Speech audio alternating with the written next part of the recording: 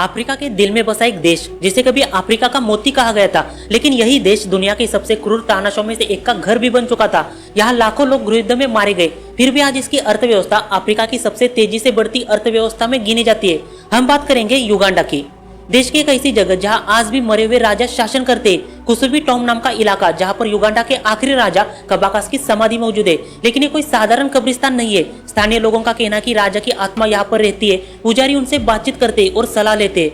2010 में जब यहाँ पर भीषण आग लगी तो पूरे देश में शोक मनाया गया, जैसे कोई जीवित राजा चला गया। क्या ये सच में लोक कथा है या कोई सुपरनेचुरल पावर? आज हम युगांडा के इसी रहस्य को सुलझाएंगे। युगांडा की चट्टानों पर बनी हुई रहस्यमय आकृतियां सदियों से इंसानों को उलझा रही है। एक बात तो हमें पता है कि इसे किसी प्राचीन सभ्यता ने ही बनाया होगा। इन आकृतियों का असली संदेश क्या था? शायद ये किसी विलुप्त भाषा के आखिरी शब्द हो सकते जिन्हें पढ़ने वाला अब इस दुनिया में नहीं रहा। देश की सबसे बड़ी dark reality, Lord resistance army मतलब LRA, उनका आतंक जिसने दशकों तक उत्तरी युगांडा को हिंसा में दबाए रखा। कल्पना कीजिए, एक पूरी पीढ़ी रात होते ही अपने घर छोड़कर शहरों में सोने जाती थी, क्योंकि उन्हें डर था कि LRA वाले उन्हें कभी भी उठाकर ले जा सकते। वीडियो के अंत तक बने रहना, क्योंकि हम युगांडा की ऐसी बातें बताएंगे जिस पर यकीन करना बहुत ही मुश्किल हो जाएगा।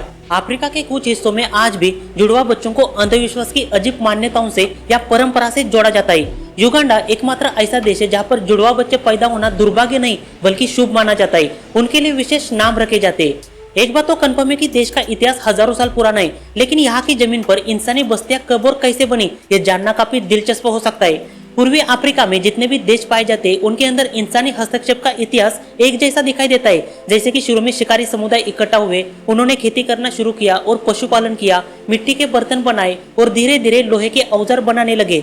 मध्य और पश्चिम अफ्रीका में बंटू भाषिक लोग फैल चुके थे। वे खेती करना जानते थे, लोहे के औजार बनाते थे। कहा जाता कि उन्होंने ही युगांडा में इंसानी बस्तियां बसाई। अफ्रीका के अलग अलग एरिया से यहाँ पर लोग इकट्ठा हुए, उन सभी ने अपना खुद का एक अलग साम्राज्य स्थापित किया। 18वीं सदी तक युगांडा नाम का कोई देश नहीं बना था, बल्कि कई स्वतंत्र राज्य थे, जैसे कि Buganda kingdom, Bunyoro kingdom, Ankole kingdom, Toro और बुसोगा जैसे अन्य राज्य। 1840 के आसपास अरब, फारसी और पोर्तुगीज व्यापारी देश के अंदरूनी इलाके तक जा पहुंचे, खास करके हाथी के दांत और बाकी वस्तुओं का व्यापार करने के लिए। मैं एक बात आपको कहना चाहता हूँ कि अभी तक युगांडा नाम का कोई देश नहीं बना था, लेकिन साल 1894 में ब्रिटेन ने यहाँ पर कब्जा किया और पूरे एरिया को युगांडा प्रोटेक्टोरेट घोषित किया। ब्रिटिशों ने देश के अलग अलग राज्यों को आपस में जोड़ना चालू किया और यही से आधुनिक युगांडा देश बनने की शुरुआत हुई। युगांडा किसी एक जनजाति या राजा द्वारा बनाए गए देश नहीं, यह कई सारे राज्य, संस्कृतियां और लोगों का मिश्रण था, जिन्हें ब्रिटिशों ने एक सीमा के अंदर जोड़ दिया। इसलिए आधुनिक युगांडा की कहानी वास्तव में कई अलग अलग सभ्यताओं की कहानी है। देश ब्रिटेन से आजाद तो हो गया, आपको क्या लगता है आजाद होने के बाद सब कुछ आसान हुआ होगा? मतलब अब किसी का कब्जा नहीं, खुद का शासन। लेकिन इससे आगे देश की हालत इतनी बेकार हो गई, ऐसा लग रहा था कि देश ब्रिटेन से आजाद नहीं होना चाहिए था। ऐसा इसलिए क्योंकि 1966 में पहला बड़ा राजनीतिक संकट आया। 1971 में ईदी अमीन का तख्ता पलट हुई। 1978 में तंजानिया से युद्ध हुआ। 1980 में देश में गृहयुद्ध छिड़ गया। 1986 में मुसेविनी का उदय हुआ और 1987 में यलारे का आतंक शुरू हुआ। दुनिया के नक्शे में देश अपने बॉर्डर तय कर चुका था, लेकिन युगांडा का मतलब क्या होता है और नाम के पीछे का इतिहास क्या है? देश का नाम सुनने में आधुनिक लगता है, लेकिन इसकी जड़ें बहुत पुराने अफ्रीकी राज्य से जुड़ी है, जिसका नाम था बुगांडा किंगडम।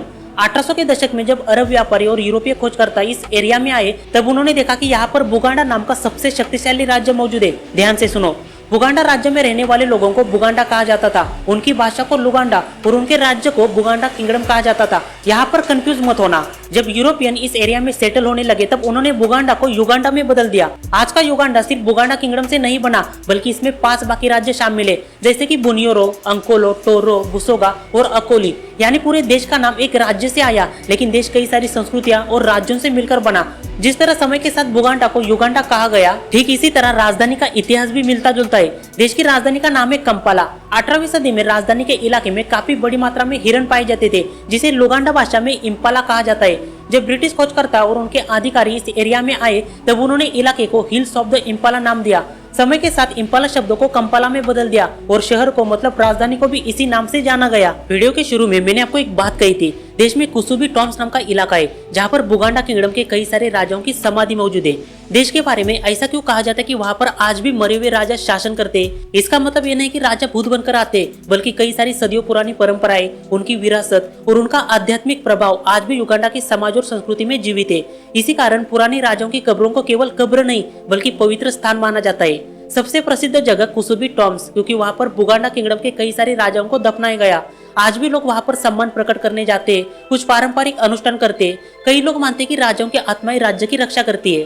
क्या आज भी युगांडा में राजा महाराजाओं की परंपरा मौजूद है? तो इसका जवाब है हाँ, लेकिन देश एक गणराज्य है और देश का कामकाज एक सरकार चलाती है। युगांडा के कुछ पारंपरिक राज्य के राजा आज भी मौजूद है, लेकिन उनकी भूमिका सांस्कृतिक और पारंपरिक है, ना कि देश की सरकार चलाना। युगांडा में यलारे और उनका आतंक कैसे फैला था? यलारे का मतलब होता है लॉर्ड रेजिस्टेंस आर्मी। देश में इनका आतंक अचानक शुरू नहीं हुआ था। इसकी जड़ें सत्ता, संघर्ष, गृहयुद्ध और उत्तर दक्षिण का राजनीतिक तनाव सबसे बड़ा कारण बना। साल 1979 में इदी अमीन नाम की नेता की सरकार गिर गई। उसके बाद कई सालों तक कोई स्थायी सरकार नहीं बन पाई, बल्कि अलग अलग पार्टी के लोग सत्ता के लिए लड़ने लगे और हिंसा बढ़ गई।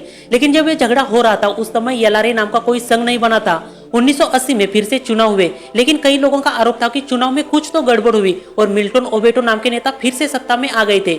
इसके बाद कई सारे विद्रोही संगठन बन गए, जिसमें सबसे पावरफुल था लॉर्ड रेजिस्टेंस आर्मी। उनका कहना था कि हमें जिताओ, क्योंकि वे दावा करते थे कि उन्हें ईश्वर और आत्माओं से संदेश मिलते थे। वे युगांडा में एक नया शासन स्थापित करेंगे। उनका शासन धार्मिक सिद्धांतों पर आधारित होगा। लेकिन लोगों ने यलारे को इतनी गंभीरता से नहीं लिया। लोगों का समर्थन ना मिलने से और देश में हिंसा बढ़ने के कारण संगठन ने डर को ही अपना हथियार बना लिया। उन्होंने गांव पर हमले किए, लोगों की हत्या की, हजारों बच्चों का अपहरण किया और उन्हें गुलाम बनाकर लड़ाकू बना दिया। मतलब लुटा हुआ भारी सामान, गोला बारूद को कई किलोमीटर तक पैदल चलकर लाने को कहा जाता था। यलारे की सबसे क्रूर रणनीति बंदूकें नहीं थी, बल्कि बच्चों का अपहरण था। जिन हाथों में किताबें होनी चाहिए थी, उन्हें बंदूक और भारी सामान उठाने पर मजबूर कर दिया। इस आतंक ने उत्तरी युगांडा की पूरी पीढ़ी का बचपन छीन लिया। जिस तरह हम बचपन में पूरी तरह से आजाद होते हैं, लेकिन उस समय युगांडा की एक पीढ़ी का पूरा बचपन गुलामगिरी में चला गया था। आज के समय मतलब 2026 में यलारे नाम का कोई संगठन देश में सक्रिय नहीं है, लेकिन कहा जाता है कि उनके छोटे समूह कई वर्षों तक पड़ोसी देशों के दूर दराज इलाकों में छुपकर काम कर रहे थे। आज देश दुनिया के नक्शे में पूरी तरह से आजाद है और शांति से जी रहा है। दोस्तों, युगांडा पर बना हुआ वीडियो आपको कैसा लगा कमेंट करके जरूर बताना। अगर वीडियो अच्छा लगा तो लाइक कीजिए और शेयर कीजिए। मिलते हैं अगले वीडियो में एक नए टॉपिक के साथ।